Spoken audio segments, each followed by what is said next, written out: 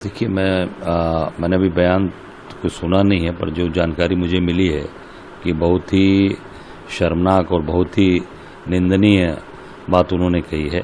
मैं समझता हूं कि इस पे तत्काल सपा के नेतृत्व को निर्णय लेना चाहिए और ऐसे व्यक्ति जो आप धर्म को भगवान आज रामनवमी के दिन भगवान राम के बारे में आप शब्दों का अगर ये बात कह रहे हैं तो निश्चित तौर से उनके ऊपर कठोर कार्रवाई होनी चाहिए और उनको माफ़ी मांगनी चाहिए। भारत सरकार ने निर्णय लिया है वीरता मेडल पाने वाले सभी जवानों को फ्री में रेलवे यात्रा कराएगी मुफ्त जीवन में। भारत सरकार ने फैसला लिया है कि जो वीरता मेडल पाने वाले जवान हैं देश के, उनको फ्री यात्रा कराने की बात कर रहे हैं उनके लिए। देखिए ये सरकार अब इस समय जब आम जनता के मन विचार से उतर चुकी है, महंगाई, बेरोजगारी, भ्रष्टाचार, तमाम चीज़ों से लोग घिर चुके हैं, तो अब ये एक जवान के नाम पे, हमारे वीर जवानों के नाम पर ये भी एक योजना बनाकर लोगों को भ्रमित करने का काम कर रहे हैं।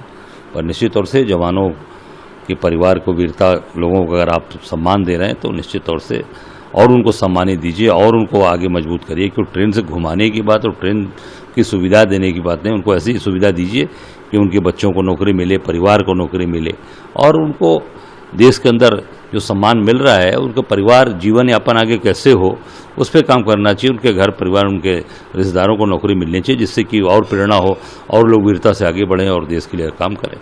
भारत सरकार ने जारी किया अपना वर्जन कि भारत के पास 60 दिनों का स्टॉक है एलपीजी सिलेंडरों का और भरपूर स्टॉक है, कोई दिक्कत नहीं है। देखिए इसी तरीके से कोरोना काल में भी लोगों ने देश की जनता को गुमराह किया, जिसका दुष्परिणाम आपके सामने आया कि देश में कितनी स्थिति खराब हुई और लोग परेशान हुए। तो मैं समझता हूं कि ये भी यही स्थिति है और निश्चित तौर से बहुत ही दुर्भाग्यपूर्ण स्थिति, डरावनी स्थिति आ रही, क्योंकि अभी जो पूरे पंप्स पे जाम लग रहे हैं, गैस एजेंसीज पे गैस नहीं है, तो इससे साबित हो रहा है कि पूरी तरीके से ये सरकार कहीं न कहीं लोगों को भ्रम में डाली हुई है और इससे लोगों के अंदर काफ़ी कौतूहल का स्थिति बना हुआ है, लोग काफ़ी परेशान हैं। सारे मुख्यमंत्रियों के साथ प्रधानमंत्री की बैठक भी है एलपीजी और गैस सिलेंडर और सारे मामले पर। तो ये तैयारी पहले करनी चाहिए, तो लेट हो गई है, इसको तो आपको पहले से करके तय कर लेना चाहिए। जब समस्या आ रही तब बैठक कर रहे हैं, मीटिंग कर रहे हैं। ये तो जब युद्ध प्रारंभ हुआ उसी समय सारी मीटिंग बैठक करके निर्णय कर लेना चाहिए था, तैयारी कर लेनी चाहिए थी। आगे कैसे होगा? अब तो इतना समय बीत गया और चीज़ें बहुत ही खराब स्थिति में जा रही हैं, तो आपको मीटिंग दिखाई दे रही है और आप मीटिंग कर रहे हैं। पेट्रोल पर एक्साइज ड्यूटी जो 13 रुपये थी उसको घटाकर 3 रुपया कर दिया गया है और डीजल पे जो 10 रुपये थी उसको 0 कर दिया है एक्साइज ड्यूटी। तो इसकी सुविधाएं आम जनता को मिलेंगी? आम जनता को, जो आम नागरिक है, उसको इसकी सुविधाएं मिलेंगी या केवल तेल कंपनियों को फ़ायदा पहुंचाने के लिए किया जा रहा है? मैं समझता हूं कि ये जो निर्णय हुआ ये तेल कंपनियों को फ़ायदा पहुंचाने का निर्णय है, आम जनता को उसको फ़ायदा नहीं मिलेगा।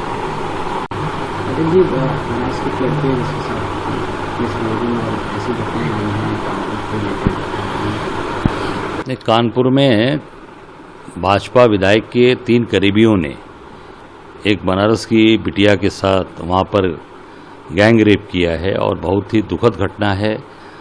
और भाजपा के साथ भाजपा के लोग इसी तरीके के लोग हैं जो लगातार अत्याचार अन्याय कर रहे हैं। शासन सत्ता में रहकर ये पूरी तरीके से ये इनके मानसिक स्थिति खराब हो चुकी है और बच्चियों के साथ ये अमानवीय घटना कर रहा है। मैं समझता हूँ कि ये ऊपर से नीचे तक भारतीय जनता पार्टी में से लोग भरे हैं और एक नाबालिग बच्ची के साथ ये जो भाजपा विधायक कानपुर के, उनके लोगों के द्वारा इस तरह का गैंगरेप किया गया है। मैं मांग करता हूं सरकार से कि उन लोगों पर कार्रवाई के साथ साथ जो विधायक के साथ उनके साथ रहने वाले हैं, तो विधायक के ऊपर भी कार्रवाई होनी चाहिए।